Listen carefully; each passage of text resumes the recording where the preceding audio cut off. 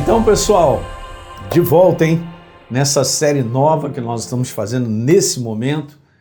E eu falei no primeiro vídeo bastante, né, dando uma introdução para vocês entenderem a ênfase que nós precisamos dar no homem interior, nesse ser espiritual que nós somos, né? Seres espirituais vivos pela obra da cruz do Calvário. Valorizar isso, gente, ter consciência é muito importante para nós enfrentarmos as situações no dia a dia. Então, se você está pegando esse vídeo, dá uma assistida no primeiro e óbvio que tem uma ligação com aquele que nós fizemos, né? Se você não viu, assista lá também a série que a gente fez falando sobre a liberdade já chegou, né? A liberdade de quê? A liberdade do homem interior. Eu sou um ser espiritual livre.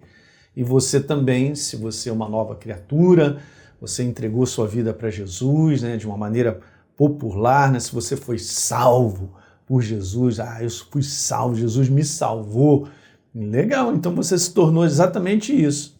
Uma pessoa, um homem interior livre, um ser espiritual livre. Mas como eu disse no primeiro vídeo, dentro desse assunto há muito pouco ensino, por isso as pessoas ficam confundidas na sua maneira de viver, né? A sua vida espiritual, vamos dizer assim, sua jornada espiritual com Deus, né? Em tudo que está ligado a essa jornada espiritual, essa caminhada com Deus, o âmago dessa questão é que nós somos, por dentro, um ser espiritual vivo. É o homem interior, é esse homem interior que eu quero valorizar com vocês, que o apóstolo Paulo também valorizou bastante, ensinando várias coisas, legal? Então eu vou começar mostrando uma passagem que às vezes as pessoas não sabem, mas olha só como está escrito aí. Nós vamos dar uma lida em 1 Tessalonicenses, acompanha comigo aí. Mas o apóstolo Paulo declara lá, no capítulo 5, no verso número 23, o mesmo Deus da paz, disse ele, os santifique em tudo. E agora ele faz essa declaração, olha só, e que o espírito, a alma e o corpo de vocês, sejam conservados íntegros e irrepreensíveis na vinda do nosso Senhor Jesus Cristo. Meu Deus, eu quero te falar que aqui espírito, a palavra no grego é pneuma. É isso aí. Mas a palavra alma, aqui no original, é psique. E aqui a gente fala da alma, a gente está falando desse carro-chefe do ser humano, que é a sua mente. Portanto, eu quero te falar algo muito importante, você vai pegar, que eu vou botar vários slides sobre isso. Mas eu sou um ser espiritual pensante, guarde isso, ok? Nós fomos criados na mesma classe de Deus, a gente vai ver. Então, espírito, alma e corpo. Olha a ordem que o apóstolo Paulo colocou, isso é importante. Então, eu não sou uma alma, tenho um corpo e tenho um espírito. Não, peraí, eu tenho um espírito? Não, eu sou um ser espiritual. É legal a gente poder colocar as palavras certas. Eu não sou corpo, eu não sou alma, eu sou um espírito, um ser espiritual pensante, que tem uma alma, uma psique, que envolve todas as emoções, raciocínio, ideias, toda essa consciência de quem nós somos, com memória, raciocínio, vontade, desejos, emoções, está dentro dessa caixa chamada alma, tá certo? E nós habitamos num corpo. Então a maneira certa mesmo de eu e você declararmos é que eu sou um ser espiritual, eu possuo uma alma e habito num corpo. Tá certo? Essa declaração é legal. Por isso está em ordem. O apóstolo Paulo colocou dessa maneira e é óbvio, é o Espírito Santo mostrando para a gente quem nós somos mesmo. Então vamos valorizar aquilo que nós somos, um ser espiritual. Então é esse ser espiritual que o apóstolo Paulo chama de homem interior. Que não é esse homem exterior, né? Que a gente está acostumado a olhar. Eu estou olhando para você, você olha para mim, você olha o meu corpo, a expressão. O meu corpo expressa a minha alma. E a minha alma nada mais é do que a expressão do meu espírito. Simples assim. A gente vai ver algumas comparações, vai ser legal. Talvez sejam coisas novas, mas simples, né? Que vão te ajudar a você entender algumas coisas. Então, veja, existe uma concepção errada, de um modo geral, da parte humana, né? Da parte da ciência, de que o homem ele é só um ser biopsicossocial. Está errado isso? Não, não está errado. Mas está incompleto. Ok? Porque o que o homem pode provar é só aquilo que ele pode provar. Ele sabe que o homem é bios, porque ele tem essa condição bios de vida, e ele sabe que o homem tem uma psique, porque ele é um ser pensante, e que ele habita em sociedade. Então, legal, uma definição certa, mas ela é incompleta do ponto de vista da palavra, gente. Do ponto de vista da palavra, eu vou voltar para você ver isso lá. O apóstolo Paulo fala que eu sou espírito, eu possuo uma psique, a minha alma, e habito num corpo.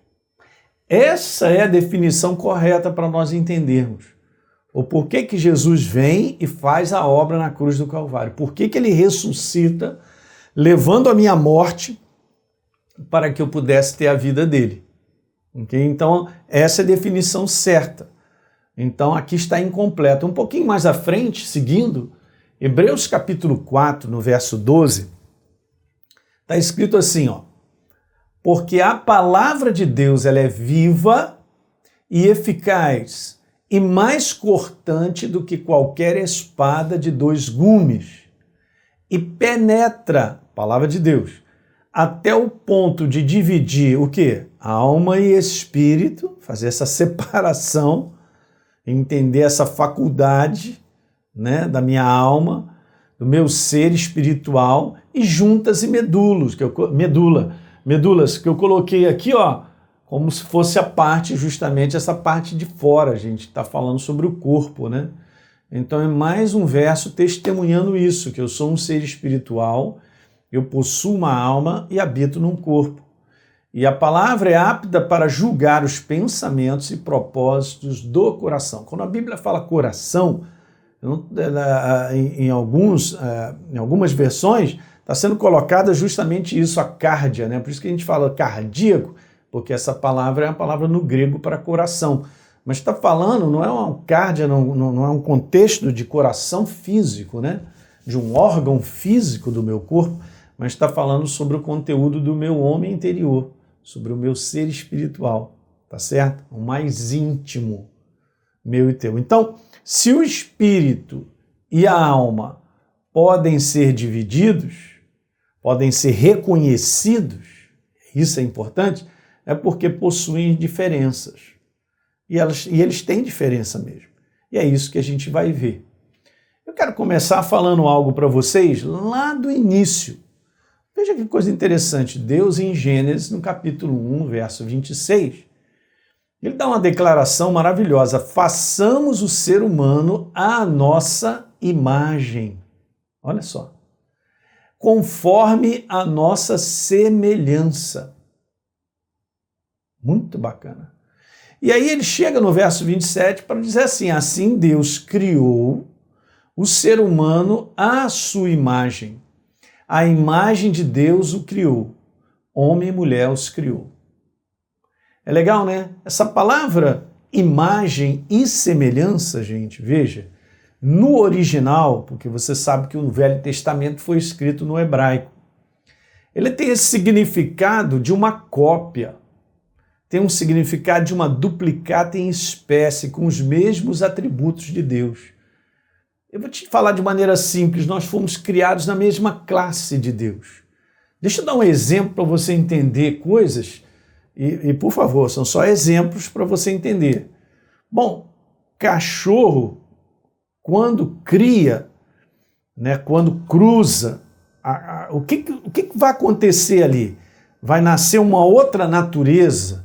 Ah, beleza, o cachorro deu à luz a 7 gatos. Você não vai ver isso acontecer. Por quê? Porque quem é cachorro é cachorro. A natureza do cachorro, preste bem atenção, é latir. Gato é gato, a natureza do gato é miar. Então, são naturezas diferentes, você entende, gente? Nós fomos criados, né, segundo essa natureza de Deus. É um negócio tremendo, gente. Porque nós fomos criados dele, ele nos criou como ele é. Não significa que nós somos deuses, não é isso que eu estou querendo dizer. Tá certo? Assim como, por exemplo, eu tenho minha filha. A minha filha tem a minha natureza, o meu DNA, ela é um ser humano, assim como eu sou um ser humano. mas ela foi criada nessa mesma classe. Não é? Então eu estou passando essa simplicidade para você entender que coisa grandiosa de você meditar. Que Deus se alegrou, ele teve prazer. Interessante que quando ele criou o homem, ele disse lá, muito bom. E ele viu que era muito bom. Ele viu que era muito bom, ele teve prazer, um amor intenso de criar um ser na mesma classe dele. Que classe é essa, pastor Hélio? Um ser espiritual pensante. Que eu e você, nós somos da mesma classe de Deus. Um ser espiritual consciente de quem é. Que é isso, hein?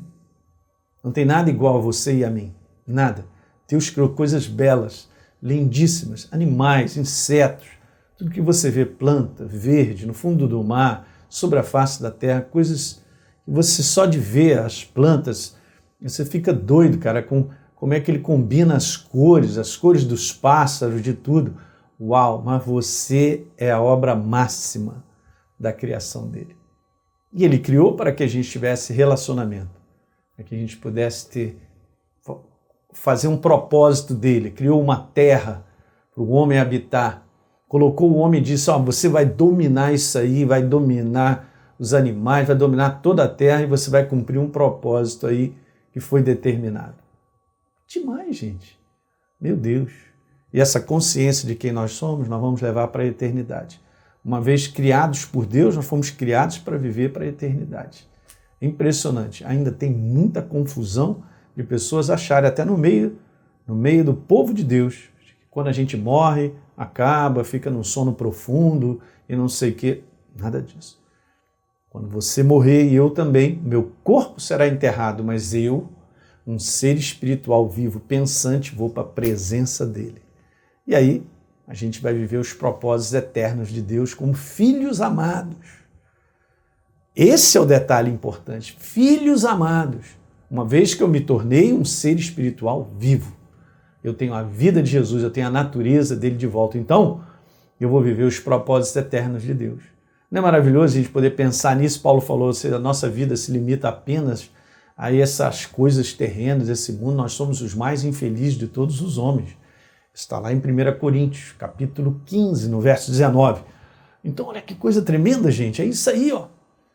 Essa é a razão. Daí, olha só que legal. Então, nós somos assim, criados à imagem e semelhança de Deus. No Evangelho de João, João faz a declaração. No verso 24, Deus é Espírito. E é óbvio que ele é um espírito pensante, porque ele é um ser falante. Aqui, ó. Se Deus não falasse, não fosse pensante, não tinha livro. Ele é um ser consciente, pensante. Ele criou eu e você da mesma forma. Você pode parar agora meia hora e escrever coisas belíssimas. Você pode escrever coisas lindas, inspiracionais, para ajudar pessoas e algo que todo mundo se delicie com as coisas que saem de você, porque você é um ser pensante e eu também. Assim como Deus, mesma classe. Então Deus é espírito, nós também somos. E então ele disse, é necessário que os seus adoradores o adorem em espírito e em verdade. Então veja, somos seres espirituais criados na mesma classe de Deus, guarde isso. Você acrescenta esse detalhe, é um ser espiritual pensante. Vou deixar só mais um verso e a gente vai continuar no próximo vídeo. Porque Deus, quando cria o ser humano, em Gênesis capítulo 2, verso 7, ele diz, então o Senhor Deus formou o homem do pó da terra e lhe soprou nas narinas o quê? Eu botei até numa outra cor, fôlego de vida, e o homem se tornou um ser vivente. Em outras versões, uma criatura vivente.